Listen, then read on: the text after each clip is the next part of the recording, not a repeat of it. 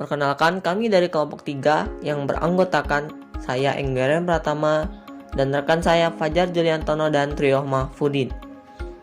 Di sini kami akan menjelaskan tentang teknologi jaringan berbasis luas atau yang biasa kita sebut Wide Area Network. Jaringan WAN adalah jaringan komunikasi data yang menghubungkan user-user yang ada di jaringan yang berada di suatu area geografik yang besar.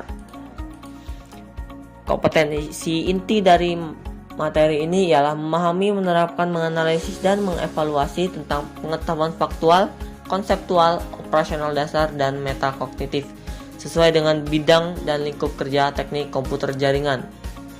Kompetensi dasarnya ialah mengevaluasi jaringan nirkabel.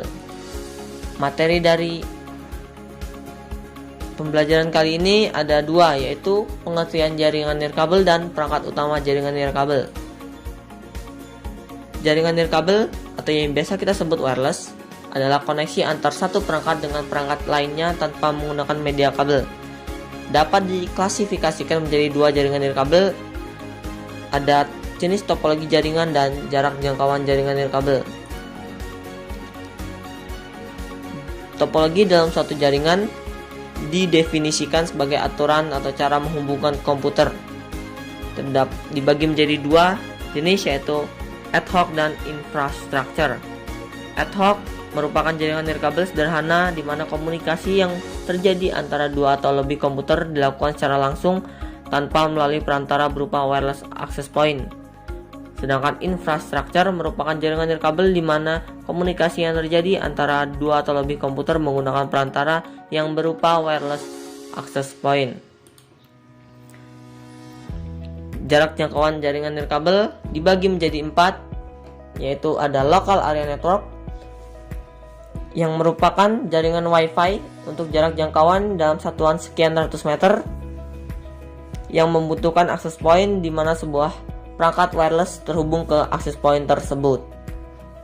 Yang kedua yaitu Metropolitan Area Network, merupakan jaringan nirkabel network yang menghubungkan beberapa jaringan WLAN. Yang ketiga yaitu Wide Area Network, adalah jaringan nirkabel yang pada umumnya menjangkau area luas, misalnya menghubungkan kantor pusat dan cabang antar provinsi.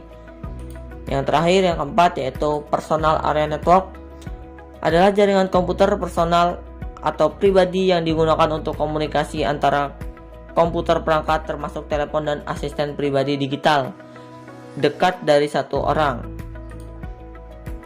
Submateri yang kedua yaitu perangkat utama jaringan nirkabel, dibagi menjadi 3 jenis, yaitu antena, access point, dan wireless LAN adapter.